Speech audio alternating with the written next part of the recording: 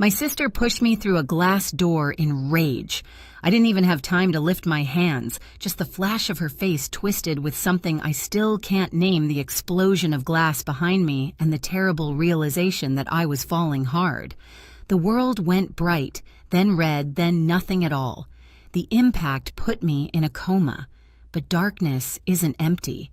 It listens. It collects every secret people spill when they think you can't hear.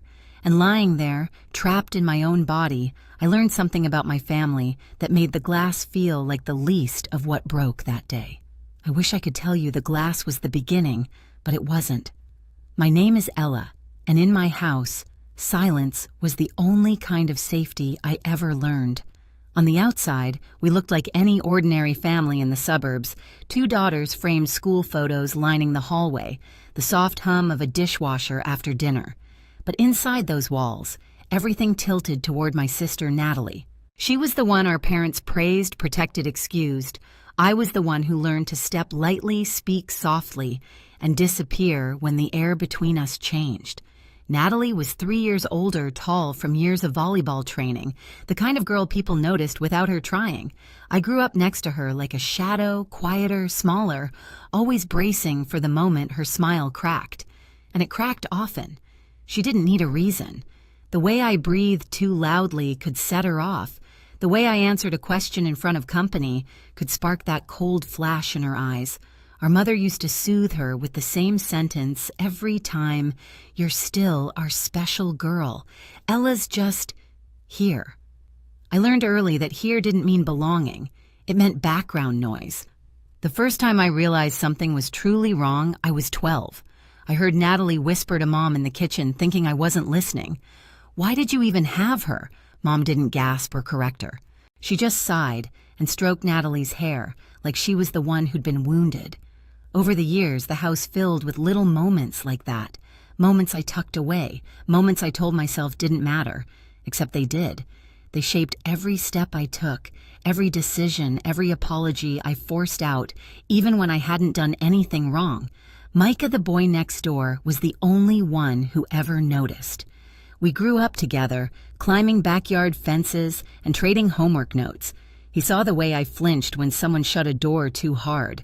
He saw the bruises I tried to hide under long sleeves. But even he never knew the whole truth. Not yet. As I got older, the tension got sharper, like the walls themselves were holding their breath. Natalie's temper, once just unpredictable, began to feel dangerous. And the strangest part, everyone in that house sensed it. They just pretended not to. I used to think if I stayed small enough, careful enough, quiet enough, things might stay under control. I didn't know the disaster waiting at the end of that hallway had been building for years. If there was a moment when everything truly began to tilt, it happened the year Natalie started losing. Not visibly, not all at once, just a slow unraveling she refused to name. Volleyball had always been her crown. Colleges invited her to summer clinics, coaches praised her neighbors, bragged about her like she was the town's claim to fame. But junior year hit her hard. A sprained ankle, a new player on the team who outjumped her a few disappointing games. And for Natalie, disappointment always needed somewhere to land. It landed on me. I got accepted into an arts program, that spring a selective one in the city. I remember holding the acceptance letter in my hands, my fingers trembling with something I hadn't felt in years, pride. Mom barely looked up from her coffee. Dad murmured a distracted, "That's nice, honey." But when Natalie walked in, the room froze. "She got in," Mom said, like she was confessing a crime. Natalie's jaw tightened. "Into that program near the athletic center, yes," I answered quietly. "So now she has to invade my space, too." I tried to explain that our classes would be in completely different buildings, but logic meant nothing when she felt threatened. The slap came so fast I didn't see her arm move, just the sting, the blur, the room holding its breath. Mom didn't ask why. She didn't ask what happened. She just sighed Natalie's under pressure, Ella. Don't provoke her. Pressure. That word became the shield my parents used to excuse everything. Every shove, every bruise, every door slammed inches from my face. Pressure was the reason for Natalie's rage, and apparently it was my fault for not absorbing it better. Micah caught me outside the next morning, a yellowing bruise blooming across my cheekbone. "This wasn't an accident," he said. I didn't answer. I didn't have to. "Ella, you need to start documenting everything. I'm serious. Pictures, dates, all of it. I told him my parents wouldn't believe me even if I showed them. That's not who the evidence is for," he said quietly. "It's for you, for the day she finally crosses the line you can't come back from." I wanted to laugh. Natalie had crossed so many lines already I'd lost count, but a part of me, a part I'd buried deep, knew he was right.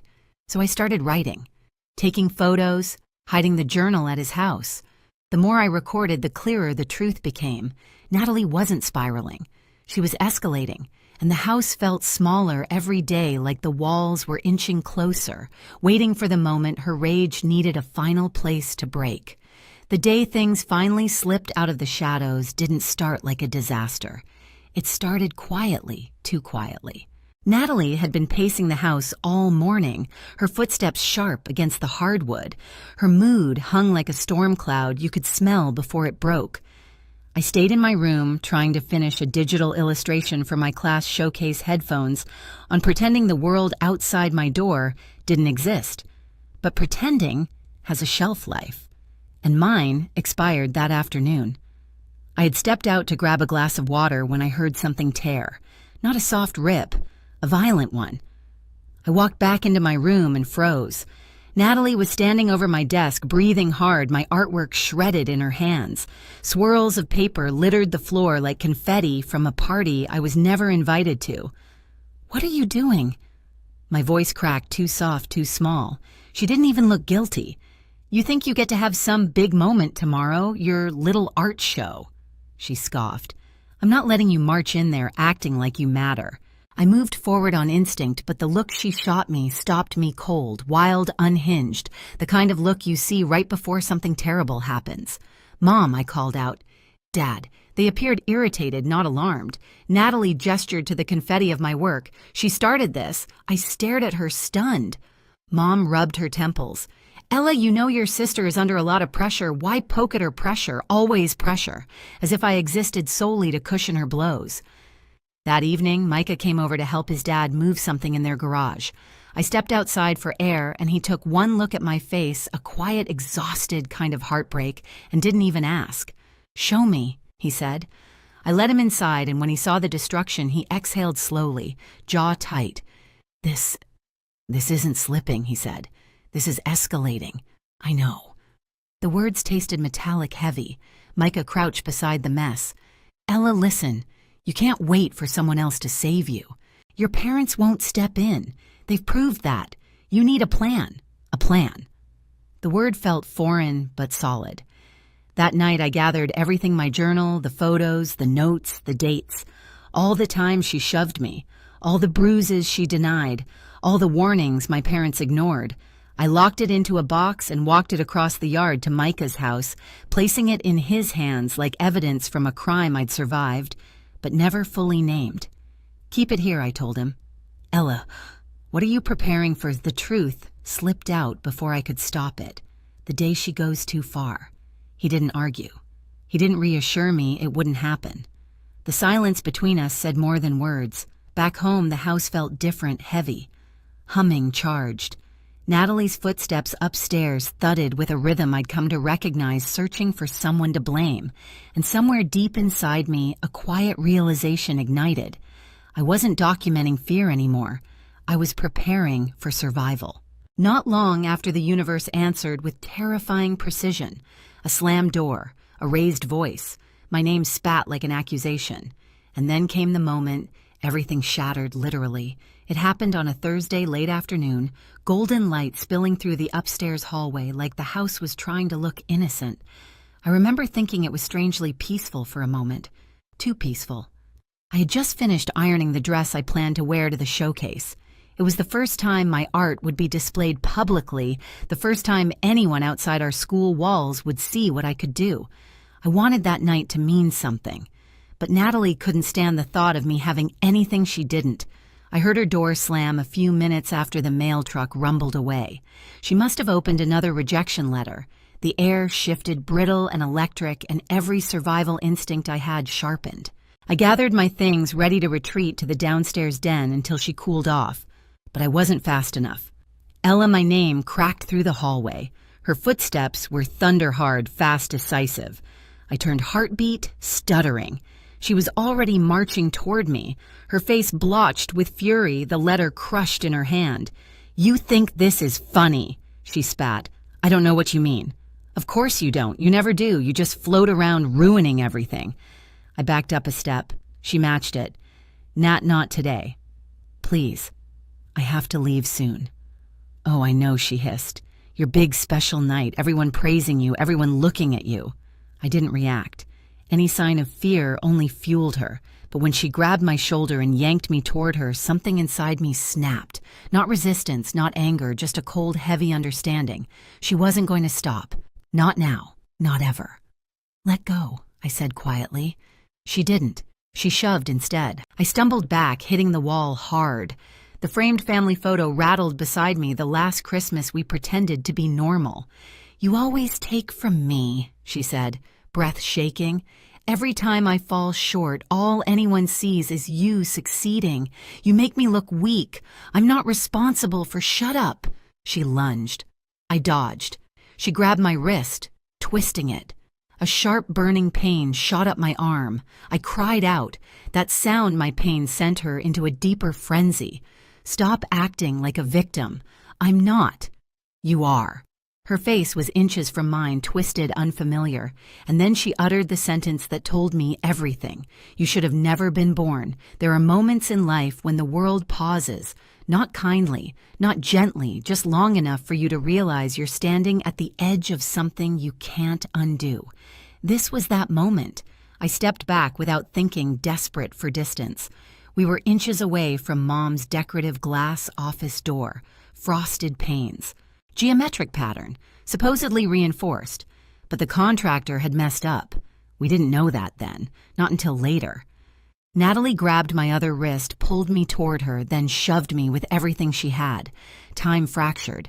I felt my body leave the floor, felt the backward momentum yank the air out of my lungs, felt the glass behind me resist for half a second, just long enough for dread to bloom before it exploded. Sound vanished into a pure white roar. The world spun. Shards of glass sliced across my arms, my neck, my hair.